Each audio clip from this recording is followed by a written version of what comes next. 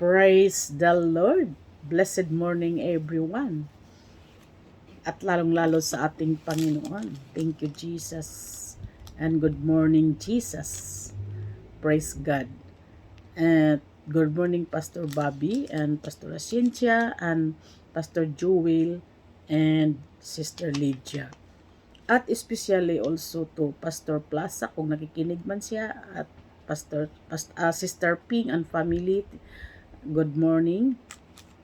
Maayong buntag sa inyong tanan. Praise God.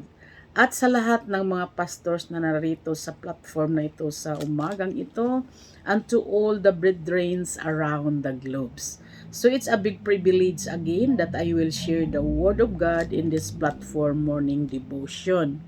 So without further ado, if you have Bible with you, let us open our Bible in the book of Jeremiah chapter 17.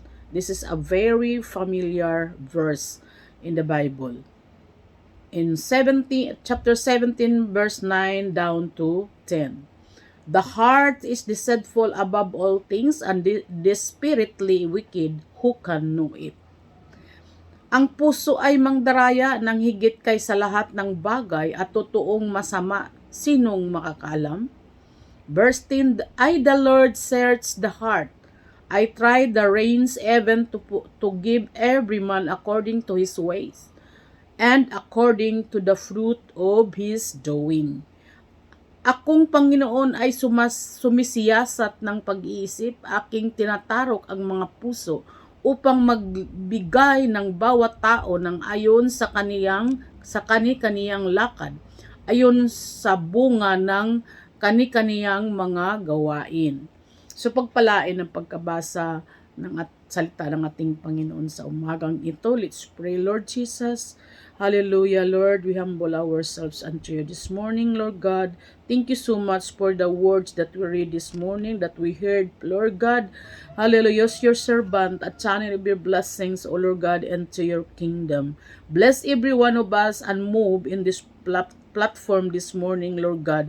Thank you so much for your glory alone in Jesus' name. Amen and amen. So the title that I will bring to you this morning, brothers and sisters, beware of the danger. Amen. So kailangan tayo po'y mag-iingat sa mga dangerous, sa mga ano bang tawag nito sa Tagalog, mga kapatid. Hallelujah. So kailangan mag-ingat po tayo, mga kapatid, lagi sa gawa ng kaaway. Amen? So, ang meaning dito, mga kapatid, in biblical, spiritual, and metaphorical context, the human heart is often considered the most dangerous part of the body. The heart is most dangerous part of the human body. Not in the physical sense, but because it is an central source of human, amen, intent, that motives, emotion, and moral decision. It is deep dangerous, amen. Kapag hindi po tayo nag-iingat, mga kapatid, hallelujah, so yung ating pananampalataya ay ma-destroy. Kailangan ingatan natin itong ating mga puso, mga kapatid, because this is the most dangerous of our human body. Hallelujah. So, di ba, mga kapatid, ang sabi nga, I repeat our key verse this morning, mga kapatid, Jeremiah 17:9-10, the heart is deceitful above all things, and desperately wicked, who can know it? Amen? Ang puso ay mandaraya, mga kapatid, ng higit kaysa lahat ng bagay. Amen? At totoong masama. Hallelujah, raya sikaya. Sinong makakaalam? Amen. So, ang Panginoon, mga kapatid, ang Panginoon ay parating niya tayong tinitingnan. Amen? I, the Lord, search the heart. Ang Panginoon ay nagsisearch always sa ating mga puso. I try the reins, even the give every man according to his ways, and according to the fruit of his doing. nakikita lahat ng bagay na ating ginagawa sa ating Panginoon, mga kapatid. We cannot hide, we cannot run. Amen? Kung hindi tayo makatago sa ating Panginoon, mga kapatid, lahat ay lingid niya. Alam niya lahat ang ating mga ginagawa, even our heart. Nakikita niya ito. Akong Panginoon ay sumisiyasat ng pagtitiis. Dito sa verse 10, mga kapatid. Amen? Sinisiyasat niya ng pag-iisip, aking tinatarok ang mga puso upang magbigay sa bawat tao ng ayon sa kani-kaniyang lakad, ayon sa bunga ng kanya-kaniyang gawain. Nakikita niya lahat ng ating mga gawa, mga kapatid. Amen? Hallelujah. So, we have the 5 dangers that beware. Amen? Number 1, danger of hands and feet. What the Bible says in Matthew 18 verse 8, therefore, wherefore, if thy hand or thy foot offend thee, that cut them off and cast them from thee. Amen. Hallelujah. It is better for thee to enter into life half or remand rather than having 2 hands or 2 feet to be cast into everlasting fire. Amen. Hallelujah. At kung ang kamay na o ang paa mo ay makakatisod sa iyo, amen, ay putulin mo at iyong itapon. Mabuti pa sa iyo ang pumasok sa buhay na pingkaw or pilay kaysa may 2 kamay o 2 paa na ibulid ka sa apoy na walang hanggan. Amen? Mabuti pa daw putulin yung ating mga kamay or pingkaw, yung ating mga paa, kaysa mabulid tayo sa walang hanggang apoy. Amen. Hallelujah. Oh, harayaki kadaya. Thank you, Jesus. Number 2, danger of eyes. Amen. Itong ating mata ay mandaraya din dito eh. Amen. Kung anong nakikita. In Matthew chapter 6 verse 22 down to 23, the light of the body is the eye. If therefore thine eye be single, thy whole body shall be full of light. Amen? At ang ilawan ng katawan ay ang mata. Kung tapat nga ang iyong mata, ay buong katawan mo'y mapuspos ng kaliwanagan. Liwanag, mga kapatid. Amen? So, verse 23, but if thine eye be evil, thy whole body shall be full of darkness. If therefore the light that is in thee be darkness, how great is that darkness. Amen? Hallelujah. So datapot, mga kapatid, kung masama ang iyong mata, ang buong katawan mo'y mapupuspos ng kadiliman. Amen? Pag wala kang mata, madilim talaga. Amen? Di ka makakalakad ng maayos, mga kapatid, at matatalisod ka talaga. Kaya't kung ang ilaw na masama sa iyo ay kadiliman, gaano kaya kalaki ang kadiliman? Amen? So, kailangan, mga kapatid, ay ang ating eyes ay ating ingatan, at dami itong nakikita kung ano-ano eh. Nandoon yung binabantayan yung kapitbahay. Kailangan yung ating sarili munang ating bantayan, mga kapatid. Kung ano-ano ang nakikita natin na hindi po maganda sa mata natin. Amen. Especially ngayon, pag lumabas ka, ang dami mo na nakikita na lumuluwa na yung dibdib. Amen. At dito, lumuluwa na yung ating kuyukot, mga kapatid. Hallelujah, raya sikadaya.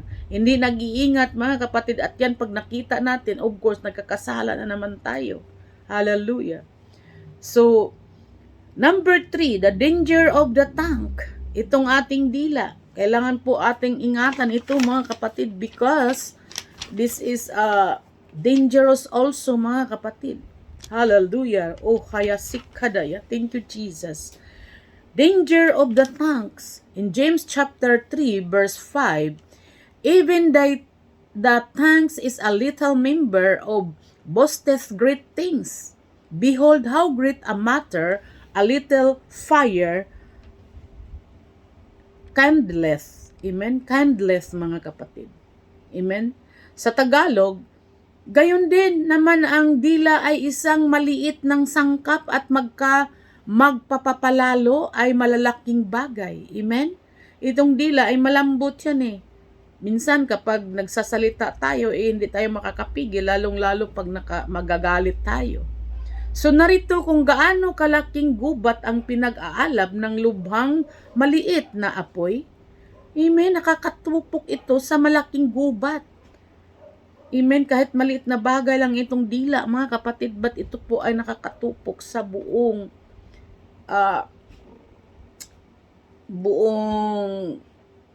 kabundukan, mga kapatid. Amen, nakakatupok.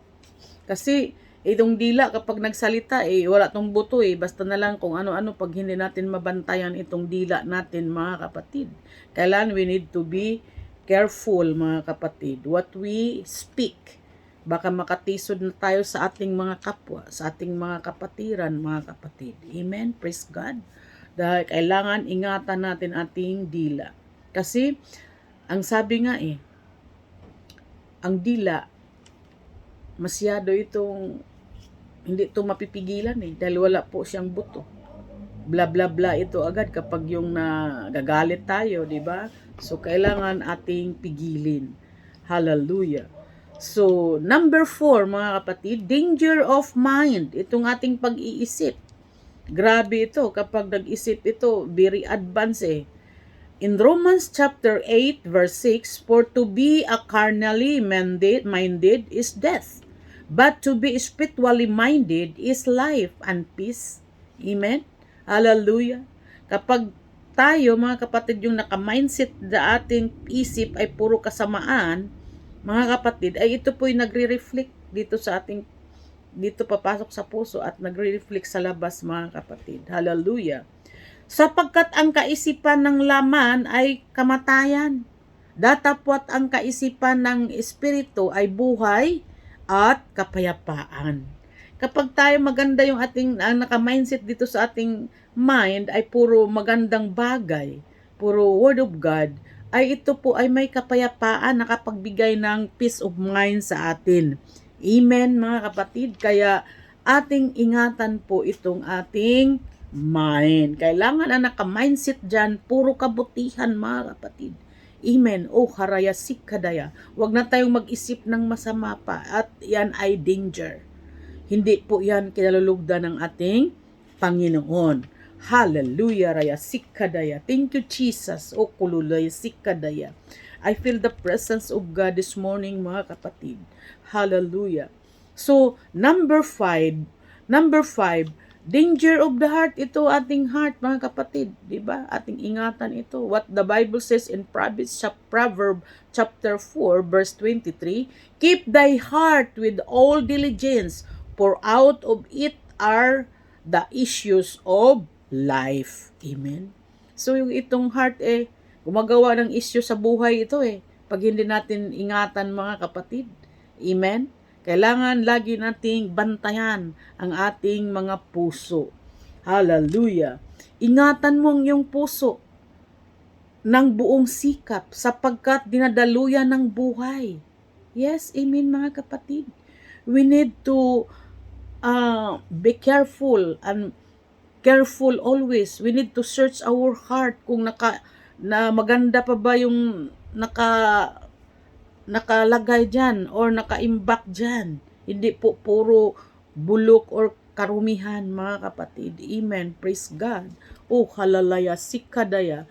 Diba, mga kapatid, napakaganda kapag sa umaga, mga kapatid, ay puno ng pagpupuri tayo or yung ating naka-mindset sa ating isip, puro kabutihan, puro sa Panginoon, nakapokus tayo, hindi po sa mga maruming bagay dito sa bundong ibabaw na pulo ng kaguluhan. So, ang ating ang ating ngayon, ating mundo ay hindi na po maganda. In the Middle East, mga kapatid, na hindi pa talaga huminto ang gira. Kaya tayo po ay mag-ready tayo. We need to be ready, mga kapatid. Dahil ang Panginoon ay babalik na, mapufulfilled nung salita ng ating Panginoon. Ano nang kasulat doon sa Revelation, mga kapatid. Dito sa Revelation, Book of Revelation, ay ito po ay mapufulfilled. Kaya hindi na tayo magpanik dahil alam na natin, mga kapatid, na tayo po ay mag-focus sa ating Panginoon dahil wala nang time na tayo po ay manghihina, mga kapatid. Hallelujah! Ingatan natin ang ating mga puso. So the last verse, mga kapatid, ang sabi dito sa Matthew chapter 15, "For out of the heart proceed evil thought, murderers, adulterers, fornication, thief, false witness, and blasphemies." Amen, mga kapatid. Ito po ay, mga kapatid, ay malaga na tayo po ay mag-iingat. Amen. Evil thought, murderer, adulteress, fornication, thief, false witness, blasphemies. Hallelujah. Ito walang kapatawaran sa harapan ng ating Panginoon, mga kapatid. Hallelujah. Raya sikadaya. Kaya tayo po ay mag-iingat. We need to search always our heart, mga kapatid. Hallelujah, magpatuloy tayong maglilingkod sa ating Panginoon ng tapat dahil ang Panginoon ay malapit na siyang bumalik. God is coming very soon. That's why ingatan natin ang ating pananampalataya, number 1, ng ating mga puso, mga kapatid. Oh, hallelujah. The most dangerous part of the human body is heart, mga kapatid. Thank you. That's all, and God bless us all.